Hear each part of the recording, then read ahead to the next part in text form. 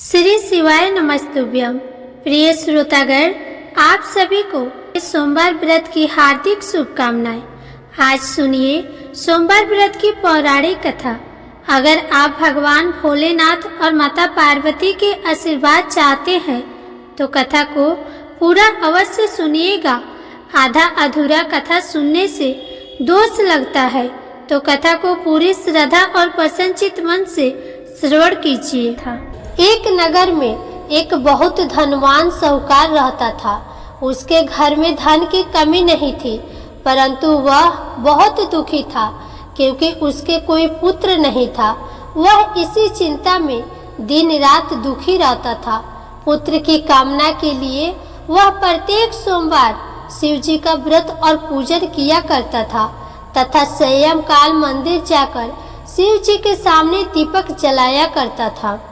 उसके इस भक्ति भाव को देखकर एक समय माता पार्वती ने शिव जी महाराज से कहा, महाराज, यह साहूकार आपका अनन्य भक्त है, सदैव आपका व्रत और पूजन बड़ी श्रद्धा से करता है, आपको इसकी मनोकामना पूर्ण करनी चाहिए। शिव जी ने कहा, हे पार्वती, यह संसार कर्म क्षेत्र है। किसान खेत में जैसा बीज बोता है वैसा ही फसल काटता है। उसी तरह मनुष्य इस संसार में जैसा कर्म करते हैं वैसा ही फल भोगते हैं। माता पार्वती ने अत्यंत आग्रह से कहा, महाराज, जब यह आपका अनन्य भक्त है और अगर इसको किसी प्रकार का कोई दुख है तो उसे आपको अवश्य दूर करना चाहिए। आप तो सदैव अपने भक्तों पर दयालु होते हैं और उनके दुखों को दूर करते हैं। यदि आप ऐसा नहीं करेंगे तो मनुष्य आपका पूजन तथा व्रत क्यों करेंगे? माता पार्वती का ऐसा आग्रह देख शिव जी कहने लगे, हे पार्वती, इसके कोई पुत्र नहीं है, इसी चिंता में यह अति दुखी रहता है। इसके भाग्य में पुत्र न होने पर भी मैं इसको पुत्र की प्राप्ति का वर देता हूँ, परंतु वह पुत्र केवल 12 वर्ष तक जीवित रहेगा। इसके पश्चात वह मृत्यु को प्राप्त हो जाएगा। इससे अधिक मैं इसके लिए नहीं कर सकता। माता पार्वती और भगवान शिव का यह वार्तालाप साहूकार सुन रहा था। इससे उसको न कुछ प्रसन्नता हुई और न ही कुछ दुख हुआ। वह पूर्व की तरह शिव जी का व्रत और पूजन करता रहा।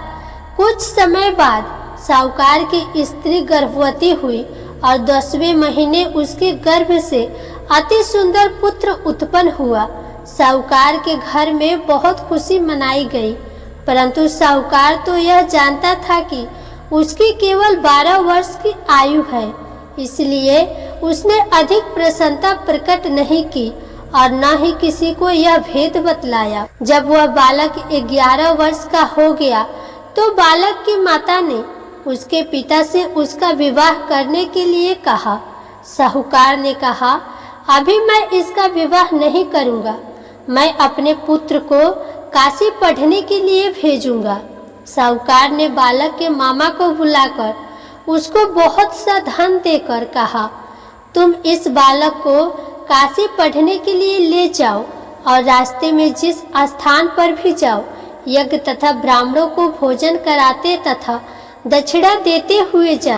दोनों मामा भांजे यज्ञ करते और ब्राह्मणों को भोजन कराते तथा दक्षिणा देते काशी की ओर चल पड़े। रास्ते में उनको एक शहर पड़ा। उस शहर के राजा की कन्या का विवाह था, परंतु जो राजकुमार विवाह कराने के लिए आया था वह एक आंख से काना था। उसके पिता राजा को इस बात की बड़ी चिंता थी कि कहीं राजकुमार को देख राजकुमारी तथा उसके माता पिता विवाह में किसी प्रकार की अड़चन पैदा न कर दे। जब उसने अति सुंदर सेठ के लड़के को देखा तो मन में विचार किया कि क्यों न द्वाराचार्य के समय इस लड़के से वर का काम चलाया जाए।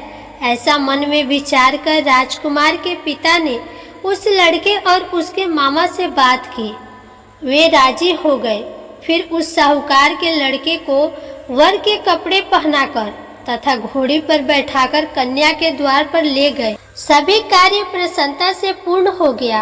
राजकुमार के पिता ने सोचा कि यदि विवाह कार्य भी इसी लड़के से करा लिया जाए तो क्या बुराई है। ऐसा विचार कर लड़के और उसके मामा से कहा, यदि आप फेरों और कन्यादान के काम को भी करा दे तो आपकी बड़ी कृपा होगी। मैं इसके बदले आपको बहुत सारा धन दूंगा। दोनों ने इसे सहर्ष स्वीकार कर लिया और विवाह कार्य भी बहुत अच्छी तरह से संपन्न हो गया। सेठ का पुत्र जिस समय जाने लगा तो उसने राजकुमारी की चुनरी के पल्ले पर लिख दिया, तेरा विवाह मेरे साथ हुआ है, परंतु जिस राजकुमार के साथ तुमको भेजेंगे वह एक आंख से काना है। मैं काशी जी पढ़ने जा रहा हूँ। सेठ के लड़के के जाने के पश्चात राजकुमारी ने जब अपनी चुनरी पर ऐसा लिखा हुआ पाया तो उसने काने राजकुमार के साथ जाने से मना कर दिया। उसने अपने माता पिता को सारी बात बता दी और कहा कि यह मेरा पति नहीं है, मेरा विवाह इसके साथ नहीं हुआ है। जिसके साथ मेरा विवाह हुआ है वह तो काशी जी पढ़ने गया है। राजकुमारी के माता पिता ने अपनी कन्या को विदा नहीं किया और बारात वापस चली गई। उधर सेठ का लड़का और उसका मामा काशी जी पहुंच गए। वहां जाकर उन्होंने यज्ञ करना और लड़के ने पढ़ना शुरू कर दिया। जिस दिन लड़के की आयु 12 साल की हुई उस दिन उन्होंने यज्ञ रचा रखा था। लड़के ने अपने मामा से कहा, मामा जी आज मेरी तबीयत कुछ ठीक नहीं है। मामा ने कहा, अंदर जाकर सो जाओ। लड़का अंदर जाकर सो गया और थोड़ी देर में उसके प्राण निकल गए। जब उसके मामा ने आकर देखा कि उसका भांजा मृत पड़ा है तो उसको बड़ा दुख हुआ। उसने सोचा कि अगर मैं अभी रोना पीटना मचा दूंगा तो यज्ञ का कार्य अधूरा रह जाएगा। अतः उसने जल्दी से यज्ञ का कार्य समाप्त कर ब्राह्मणों के जाने के बाद रोना पीटना शुरू कर दिया। संजोगवश उसी समय शिव पार्वती उधर से जा रहे थे।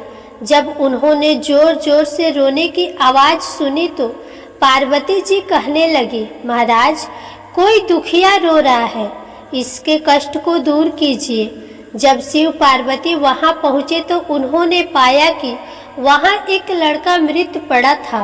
माता पार्वती कहने लगी, महाराज यह तो उसी सेठ का लड़का है जो आपके वरदान से उत्पन्न हुआ था। शिवजी ने कहा, हे पार्वती इसकी आयु इतनी ही थी, वह यह भोग चुका है। तब पार्वती जी ने कहा, हे महाराज इस बालक को और आयु दो, नहीं तो इसके माता पिता तड़प तड़प कर मर जाएंगे। माता पार्वती के बार बार आग्रह करने पर शिवजी ने उसको जीवन का वरदान दिया। शिवजी की कृपा से वह लड़का जीवित हो गया। शिवजी और पार्वती कैलाश पर्वत पर चले गए। शिक्षा पूर्ण होने पर वह लड़का और उसका मामा उसी प्रकार यज्ञ करते, ब्राह्मणों को भोजन कराते तथा दक्षिणा देते अपने घर की ओर चल पड़े। रास्ते में उसी शहर में आए जहां उस लड़के का वहां की राजकुमारी से विवाह हुआ था। वहां आकर उन्होंने यज्ञ आरंभ कर दिया। उस लड़के के ससुर वहां के राजा ने उनको पहचान लिया और महल में ले जाकर उसकी बहुत आवभगत की। बहुत से दास दासियों सहित आदर पूर्वक अपनी राजकुमारी और जमाई को विदा किया। जब वे अपने शहर के निकट आए तो मामा ने कहा कि मैं पहले तुम्हारे घर जाकर तुम्हारे माता पिता को खबर कर आता हूँ। जब उस लड़के का मामा घर पहुँचा तो लड़के के माता पिता घर की छत पर बैठे थे। उन्होंने यह प्रण कर रखा था कि यदि हमारा पुत्र सकुशल लौट आया तो हम राजी खुशी नीचे आ जाएंगे, नहीं तो छत से गिरकर अपने प्राण दे देंगे। उस लड़के के मामा ने आकर जब यह समाचार दिया कि आपका पुत्र आ गया है तब उनको विश्वास नहीं हुआ। तब उसके मामा ने शपथ पूर्वक कहा कि आपका पुत्र अपनी पत्नी तथा बहुत सारा धन साथ लेकर आया है। तो सेठ प्रसन्नता से भर उठा। सेठ सेठानी आनंद पूर्वक नीचे आए। बाहर आकर उन्होंने अपने पुत्र तथा उसकी पत्नी का भरपूर स्वागत किया। सभी बड़ी प्रसन्नता के साथ रहने लगे। जो कोई सोमवार के व्रत को धारण करता है अथवा इस कथा को पढ़ता या सुनता है, उसके सब दुख दूर होकर उसकी समस्त मनोकामनाएं पूर्ण होती है तथा इस लोक में नाना प्रकार के सुख भोगकर अंत में सदा शिव के लोक को प्राप्त होते हैं। जय भोलेनाथ। माता पार्वती की जय। अब आप सुनिए सोमवार व्रत की दूसरी कथा। बहुत समय पहले वास्कल नामक गांव में बिंदु नाम का एक ब्राह्मण रहता था। वह अधर्मी, दुरात्मा और महापापी था। उसकी स्त्री बहुत सुंदर थी। उसका नाम चंचुला था। वह सदा उत्तम धर्म का पालन करती थी, परंतु बिंदु वैश्यागामी था। इस तरह कुकर्म करते हुए बहुत समय हो गया। उसकी स्त्री काम से पीड़ित होने पर भी सधर्म नाश के भय से कलेश सहकर भी काफी समय तक धर्म भ्रष्ट नहीं हुई, परंतु आगे चलकर वह भी अपने दुराचारी पति के आचरण से प्रभावित होकर दुराचारी और अपने धर्म से विमुख हो गई। इस तरह दुराचार में डूबे हुए उन पति पत्नी का बहुत सा समय व्यर्थ बीत गया। वैश्यागामी, दूषित बुद्धि वाला वह दुष्ट ब्राह्मण बिंदुक मृत्यु को प्राप्त होकर नरक में चला गया। बहुत समय तक नरक की दुखों को भोग कर वह मूढ़ बुद्धि पापी विंध्य पर्वत पर भयंकर पिशाच हुआ। इधर उस दुराचारी बिंदु के मर जाने पर वह चंचुला नामक स्त्री बहुत समय तक पुत्रों के साथ अपने घर में रहती रही। पति के मृत्यु के बाद वह भी अपने धर्म से गिरकर पर पुरुषों का संग करने लगी थी। सती विपत्ति में भी अपने धर्म का पालन करना नहीं छोड़ती। यही तो तप है। कठिन तो होता है, लेकिन इसका फल मीठा होता है।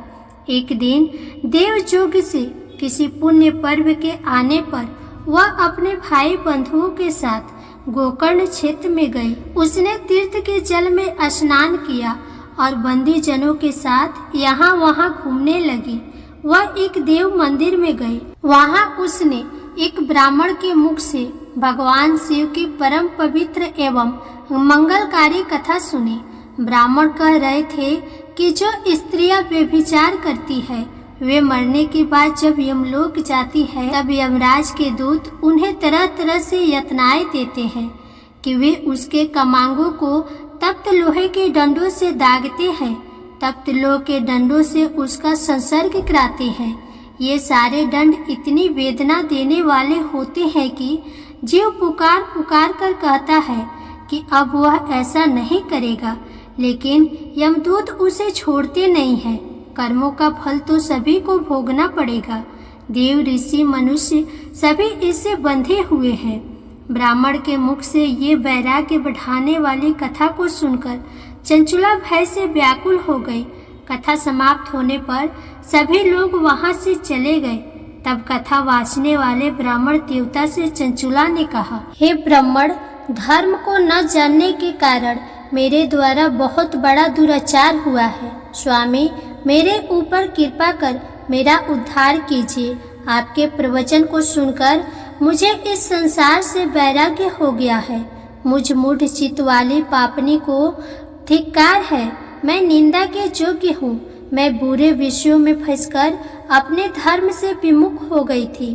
कौन मुझ जैसी को मार्ग में मन लगाने वाली पापनी का साथ देगा? जब यमदूत मेरे गले में फंदा डालकर मुझे बांधकर ले जाएंगे और नरक में मेरे शरीर के टुकड़े करेंगे, तब मैं कैसे उन महान यातनाओं को सहन कर पाऊंगी? मैं सब प्रकार से नष्ट हो गई हूँ, क्योंकि अभी तक मैं हर तरह से पाप में ही डूबी रही हूँ। हे ब्राह्मण, आप मेरे गुरु हैं, आप ही मेरे माता पिता हैं। मैं आपकी शरण में आई हूँ। मुझ अबला का अब आप उद्धार कीजिए। इस प्रकार विलाप करती हुई चंचुला ब्राह्मण देवता के चरणों में गिर पड़ी। तब ब्राह्मण ने उसे कृपा पूर्वक उठाया और इस प्रकार कहा, नारी, तुम सौभाग्यशाली हो जो भगवान शंकर की कृपा से तुमने वैराग्यपूर्ण यह कथा सुनी है और कथा को सुनकर समय से अपनी गलती का एहसास कर लिया है। तुम डरो मत और भगवान शंकर की शरण में जाओ।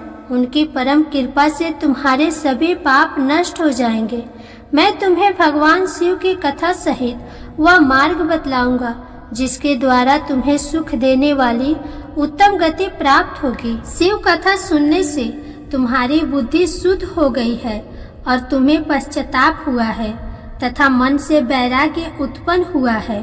पश्चाताप ही पाप करने वाले पापियों के लिए सबसे बड़ा प्रायश्चित है। जो मनुष्य अपने कुकर्म के लिए प्रायश्चित नहीं करता वह उत्तम गति प्राप्त नहीं करता, परंतु जिसे अपने कुकृत्य पर हार्दिक पश्चाताप होता है वह अवश्य ही उत्तम गति का भागीदारी होता है। इसमें कोई शक नहीं है। शुद्ध चित्त में ही भगवान शिव और माता पार्वती का वास होता है। वह शुद्ध आत्मा पुरुष सदा शिव के परम पद को प्राप्त होता है। इस कथा का श्रवण सभी मनुष्यों के लिए कल्याणकारी है, अतः इसकी आराधना और सेवा करनी चाहिए। हे ब्राह्मण पत्नी, तुम अन्य विषयों से अपने मन को हटाकर भगवान शंकर की इस परम पावन कथा को सुनो। इससे तुम्हारे चित्त की शुद्धि होगी और तुम्हें मोक्ष की प्राप्ति होगी। जो मनुष्य निर्मल हृदय से भगवान शिव के चरणों का चिंतन करता है उसकी एक ही जन्म में मुक्ति हो जाती है। यह कहकर ब्राह्मण चुप हो गए। उनका हृदय करुणा से भर गया। वे ध्यान में मग्न हो गए। ब्राह्मण का यह उपदेश सुनकर चंचुला के नेत्रों में आनंद के आंसू छलक आए। वह हर्ष भरे हृदय से ब्राह्मण देवता के चरणों में गिर गई और हाथ जोड़कर बोली कि मैं कृतार्थ हो गई। हे ब्राह्मण शिव भक्तों में श्रेष्ठ स्वामी, आप धन्य हैं। आप परमार्थदर्शी हैं और सदा ही परोपकार में लगे रहते हैं। साधु, मैं नरक के समुद्र में गिर रही हूँ। कृपा करके मेरा उद्धार कीजिए। जिस पौराणिक और अमृत के समान कथा का बात आपने की है उसे सुनकर ही मेरे मन में वैराग्य उत्पन्न हुआ है। उस अमृतमय कथा को सुनने के लिए मेरे मन में बड़ी श्रद्धा हो रही है। कृपा आप मुझे उसे सुनाइए। कथा सुनने की इच्छा मन में लिए हुए चंचुला उन ब्राह्मण देवता की सेवा में वहीं रहने लगी।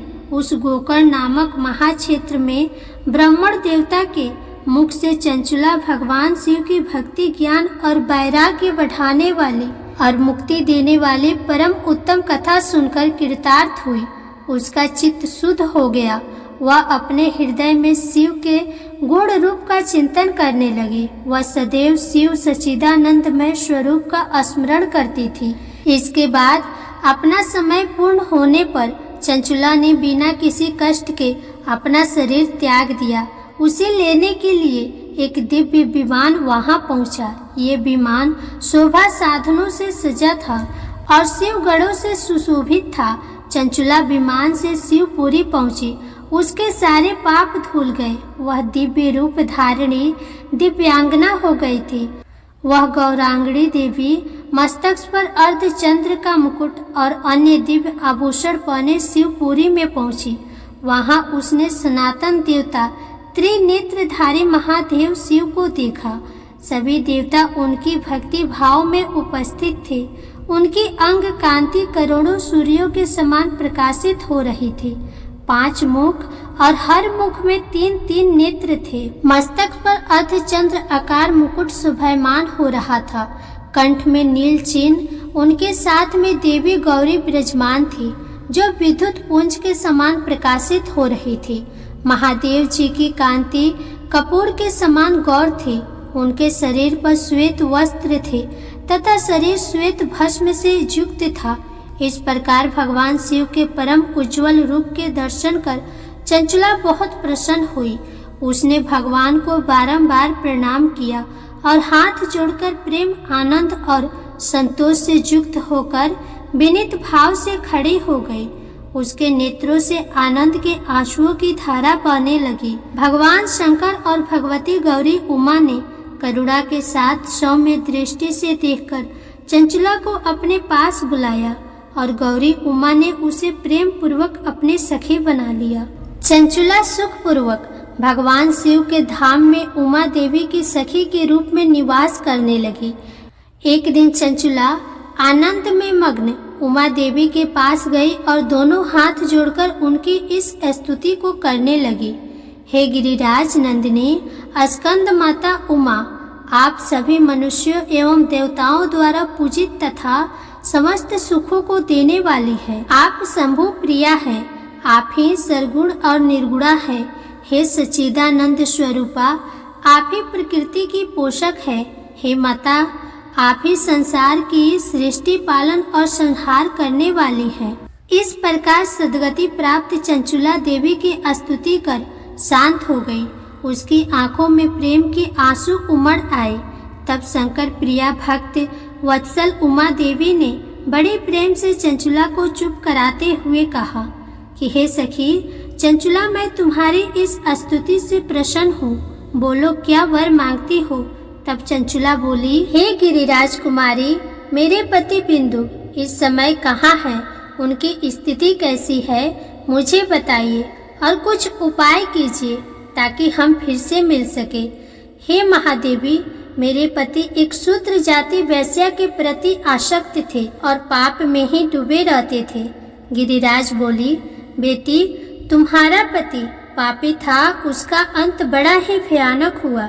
वैश्या का उपभोग करने के कारण वह मूर्ख नरक में अनेक वर्षों तक अनेक प्रकार के दुख भोगकर अब शेष पाप को भोगने के लिए विंध्य पर्वत पर पिशाच की योनि में रह रहा है और वह दुष्ट वही वायु पीकर रहता है और सब प्रकार के कष्ट सहता है। गौरी देवी की ये बात सुनकर चंचुला अत्यंत दुखी हो गई। फिर मन को किसी तरह स्थिर करती हुई दुखी हृदय से माँ गौरी से उसने एक बार फिर पूछा, हे महादेवी, मुझ पर कृपा कीजिए और मेरे पापी पति का अब उद्धार कीजिए। कृपा करके मुझे वह उपाय बताइए जिससे मेरे पति को उत्तम गति प्राप्त हो सके। गौरी ने कहा, यदि तुम्हारा पति भगवान शिव की पुण्यमयी उत्तम कथा सुने तो वह इस दुर्गति को पार करके उत्तम गति का भागी हो सकता है। अमृत के समान मधुर गौरी देवी के ये वचन सुनकर चंचुला ने दोनों हाथ जोड़कर मस्तक से झुकाकर बार बार उन्हें प्रणाम किया और प्रार्थना की कि मेरे पति को भगवान शिव की कथा सुनाने की व्यवस्था कीजिए। ब्राह्मण पत्नी चंचुला के बार बार प्रार्थना करने पर शिव प्रिया गौरी देवी ने भगवान शिव की महिमा का गुणगान करने वाले गंधर्वराज तुमरु को बुलाकर कहा, तुमरु, तुम्हारे भगवान शिव में प्रीति है। तुम मेरे मन की सभी बात जानकर मेरे कार्यों को सिद्ध करते हो तो मेरी इस सखी के साथ विंध्य पर्वत पर जाओ। वहाँ एक महाघोर और भयंकर पिशाच रहता है। पूर्व जन्म में वह पिशाच बिंदु नामक मेरी इस सखी का पति था। वह वैश्यागामी हो गया था। वह स्नान संध्या आदि नित्य कर्म छोड़कर अपवित्र रहने लगा। क्रोध के कारण उसकी बुद्धि भ्रष्ट हो गई थी। दुर्जनों से उसकी मित्रता और सज्जनों से द्वेष बढ़ गया था। वह अस्त्र शस्त्र से हिंसा करता, लोगों को सताता और उनके घरों में आग लगा देता था। चंडालों से दोस्ती करता और वह रोज वैश्या के पास जाता था।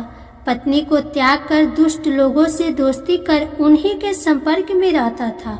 वह मृत्यु तक दुराचार में ही फंसा रहा। मृत्यु के बाद उसे पापियों के भोग स्थान यमपुरी में ले गए।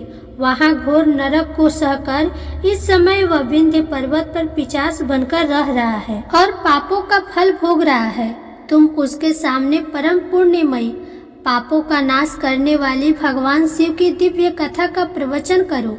इस कथा को सुनने से उसका हृदय सभी पापों से मुक्त होकर शुद्ध हो जाएगा और वह प्रेत योनि से मुक्त हो जाएगा।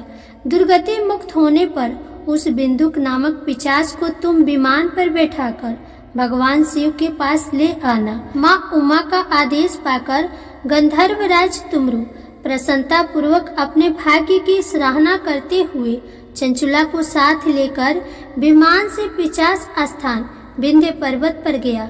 वहां पहुंचकर उसने विशाल आकृति वाले पिशाच को देखा। उसका शरीर विशाल था, उसकी ठोड़ी बड़ी थी। वह कभी हंसता, कभी रोता, कभी उछलता था। महाबली तुबरू ने बिंदुक नामक पिशाच को पासों से बांध लिया। उसके पश्चात तुमरू ने कथा वाचने के लिए स्थान तलाश कर मंडप की रचना की। शीघ्र ही इस बात का पता लोगों को चल गया कि एक पिशाच के उद्धार हेतु देवी पार्वती की आज्ञा से तुमरू भगवान शिव की कथा सुनाने विंध्य पर्वत पर आया है। उस कथा को सुनने के लोभ से बहुत से देवर्षि वहां पहुंच गए। सभी को आदर पूर्वक स्थान दिया गया। पिशाच बिंदु को पासों में बांधकर आसन पर बैठाया गया और तब तुमरू ने परम उत्तम भगवान शिव की अमृत कथा का गान शुरू किया, जिसे सुनकर सभी श्रोता कृतार्थ हो गए। परम पुण्यमयी कथा को सुनकर पिशाच सभी पापों से मुक्त हो गया और उसने पिशाच शरीर का त्याग कर दिया। शीघ्र ही उसका रूप दिव्य हो गया। उसका शरीर गौर वर्ण का हो गया। शरीर पर श्वेत वस्त्र एवं पुरुषों के आभूषण आ गए। इस प्रकार दिव्य देहधारी होकर बिंदु अपनी पत्नी चंचुला के साथ स्वयं भी भगवान शिव का गुणगान करने लगा। उसे दिव्य रूप में देखकर सभी को बहुत आश्चर्य हुआ। उसका मन परम आनंद से परिपूर्ण हो गया। सभी भगवान महेश्वर के अद्भुत चरित्र को सुनकर कृतार्थ होकर उनका यशोगान करते हुए अपने अपने धाम को चले गए। बिंदुक अपनी पत्नी चंचुला के साथ विमान में बैठकर शिवपुरी की ओर चल दिया। महेश्वर के गुणों का गान करता हुआ बिंदुक अपनी पत्नी चंचुला और तुमरू के साथ शीघ्र धाम पहुंच गया। भगवान शिव देवी पार्वती ने उसे अपना पार्षद बना लिया। दोनों पति पत्नी सुखपूर्वक भगवान महेश्वर एवं देवी गौरी के चरणों में अविचल निवास पाकर धन्य हो गए। बोलिए उमा महेश्वर भगवान की जय। जय भोलेनाथ। हर हर महादेव। अब आप सुनिए गणेश भगवान जी की कथा। एक साहूकार था। उसके घर रोज एक ब्राह्मणी रोटी लेने के लिए आती थी। घर के अंदर घुसते ही पुल के ऊपर गजानन जी का मंदिर था। वह गणेश जी को रोटी का एक कवर भोग हमेशा लगाती थी। बहुत दिन हो गए। गणेश जी महाराज ने कहा कि यह मुझे हमेशा भोग लगाती है, मुझे इसे कोई न कोई उपहार जरूर देना चाहिए। गणेश जी एक दिन उसके थाली में हीरे मोती भर देते हैं। ब्राह्मणी तो थाली लेकर अपने घर आ गई और साहूकार के घर रोटी लेने आना बंद कर दी। साहूकारनी ने उसे बुलावा भेजा कि बाई रोटी लेने के लिए क्यों नहीं आती हो। ब्राह्मणी ने कहा कि मुझ पर गणेश जी प्रसन्न हो गए, बहुत वर्ष तक रोटी लेने आ गई, परंतु अब नहीं आऊंगी।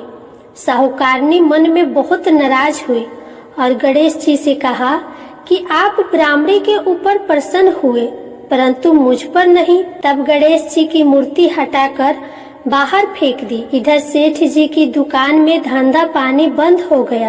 एक दिन सेठ जी की नजर पोल के मंदिर पर गई तो सेठानी जी से पूछा कि गणेश जी कहाँ गए। तो साहूकारनी ने कहा कि ऐसे गणेश जी का क्या करें जो ब्राह्मणी पर तो प्रसन्न हो गए लेकिन हमारे ऊपर प्रसन्न नहीं हुए, इस कारण मैंने गणेश जी को बाहर फेंक दिया। तब सेठ जी ने कहा कि यह तुमने क्या किया, मेरा तो व्यापार और धंधा चलना बंद हो गया है। गणेश जी तुमने कहाँ फेंके हैं, जल्दी बताओ, मैं उन्हें वापस लेकर आता हूँ। साहूकार जी वापस से गणेश जी को लेने गए तो गणेश जी इतने भारी हो गए कि वे उठे ही नहीं। साहूकार जी ने कहा कि मेरे से गलती हो गई है, आप मेरे घर पधारिए। गणेश जी तो और भी भारी होते गए और कहा कि मैं तो नहीं चलूंगा, पहले साहूकारनी को बुलाकर यहाँ लाओ और वह मुझसे माफी मांगेगी तो ही मैं चलूंगा। और गणेश जी ने कहा कि मुझे हमेशा सवा से चूरमा का भोजन कराओगी तो ही मैं चलूंगा। साहूकार साहूकारनी को लेकर आए और उसे माफी भी मंगवाई और सवा सेर का चूरमा चढ़ाने की हाँ भी भरी। तब साहूकार और साहूकारनी ने गणेश जी को वापस घर में लाकर उन्हें पोल में बिठाया। ऐसा करने पर साहूकार का व्यापार फिर से चलने लगा।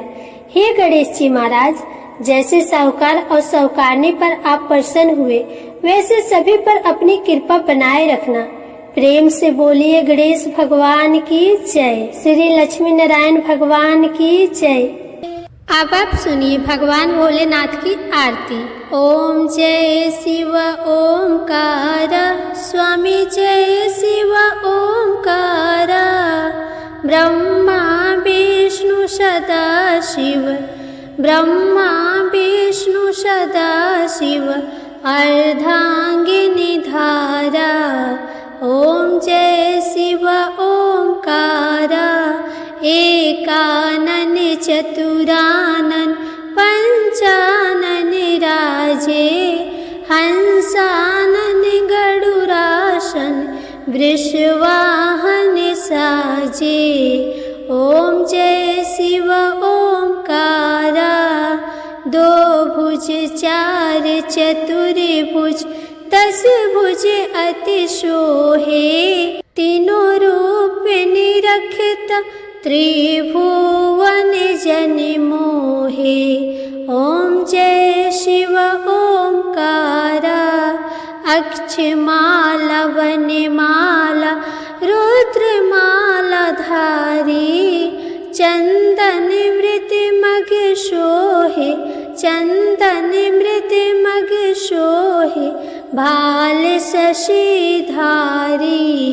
ओम जय शिव ओमकारा, श्वेतांबर पीतांबर बाघांबर अंगे, शनकादिक ब्रह्मादिक, शनकादिक ब्रह्मादिक, भूतादिक संगे।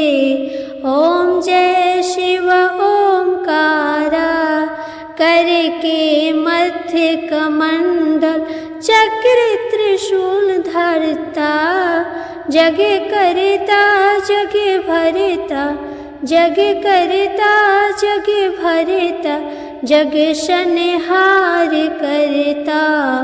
ओम जय शिव ओमकारा, ब्रह्मा विष्णु सदाशिव, जानत अविवेका, प्रणाक्षर के मध्य तीनों एका।